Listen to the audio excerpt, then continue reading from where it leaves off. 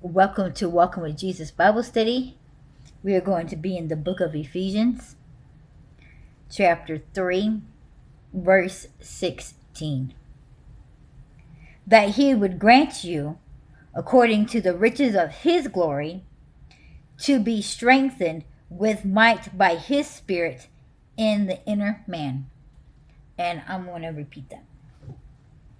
That he would grant you, according to the riches of his glory, to be strengthened with might by his Spirit in the inner man.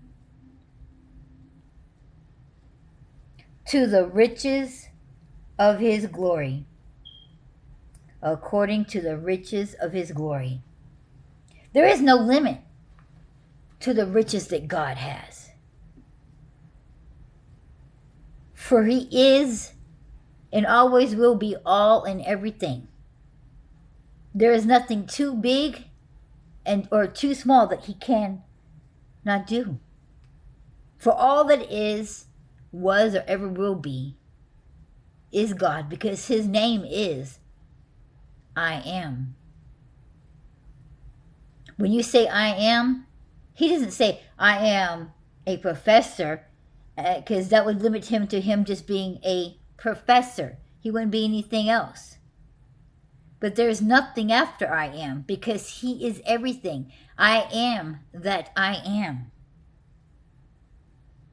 So when it says, when you ask and you shall receive, when you believe, God would give it to you. It's not limited. He doesn't have limited resources. He doesn't have so many of these blessings and so many of that blessings. He is blessings all around. Going by his will. We got to remember that God does answer prayers.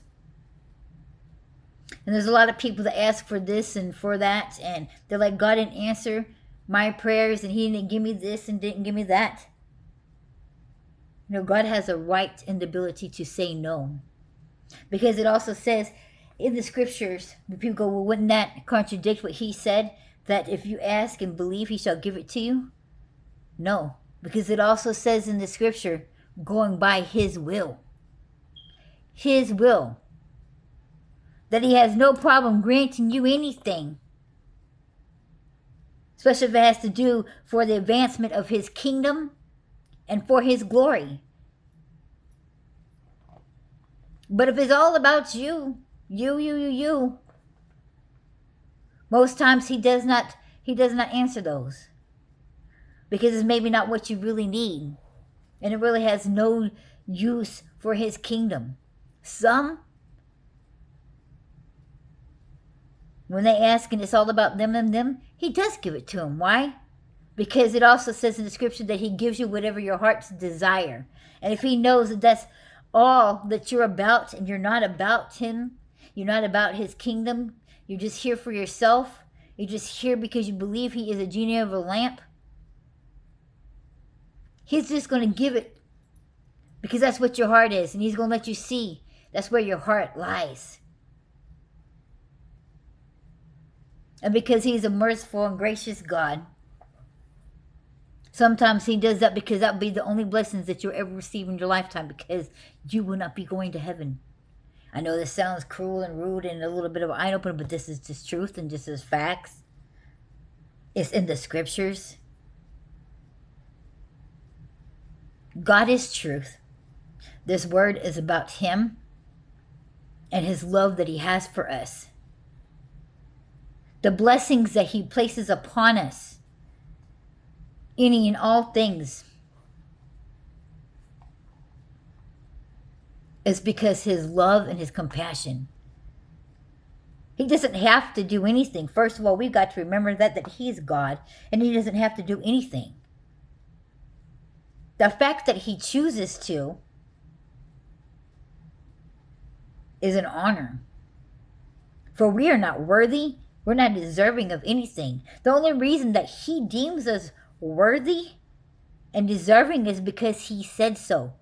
But the facts say otherwise. Because the word says ain't not one of us good. We are all evil. We are born and conceived in pure sin. The only reason why we are not consumed with fire is because of Jesus' blood.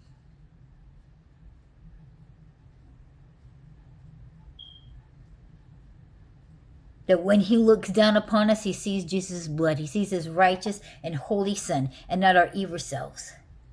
Because at that one moment, when Jesus took on all the sins of the world, he became all sin for a man who knew no sin. God had to turn away from him. Why? Because he is such a holy God. His holy presence will consume the evil with fire. So God had to turn away. He didn't forsake him.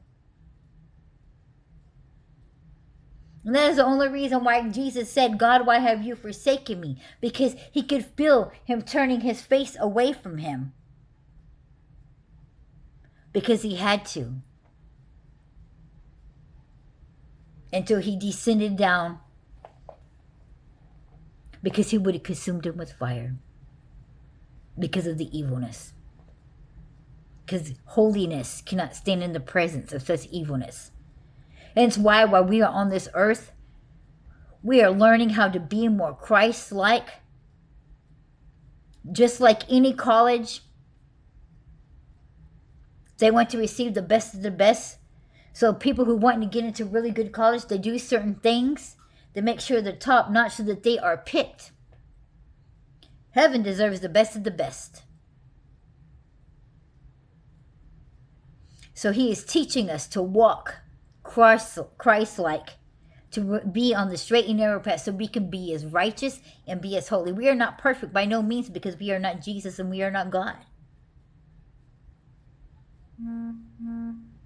But during this walk and this journey that we have until the end of our lives or until Jesus comes back, we are learning. We are shaping and remolding ourselves and preparing ourselves so that when we are called to be in heaven, we are like the best of the best, spiritual-wise, because there will be no evil. We are learning to chip off our flesh. That's why it says to pick up our cross daily, to deny ourselves, to kill our flesh, to walk in spirit and not in flesh. So we can literally be a reflection of who our Father is.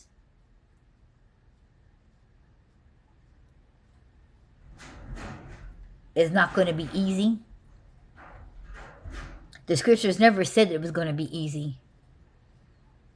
In fact, it says quite the opposite. Because the world will be against you. Jesus was a perfect man and did everything perfectly and did not sin, and look how the world hated him. So the more you come to be Christ-like, the more the world is going to put hatred upon you, despise you, and look at you all crazy and weird. The enemy is going to come after you. The enemy is going to try to kill your relationship with God, to kill your self-esteem, to kill you mentally so that you will fall into the pit and into the traps and snares of this world and come back to the world. It wants you to forsake your spirit, to forsake God. It doesn't want you to make it to the end of the race. It doesn't want you to be with God, to have a relationship with God. It wants you to be stuck in your feelings, to stuck about yourself, and to be stuck in this world. God says to do otherwise, because we are not of this world. We're just journeying in this foreign place until we are called home.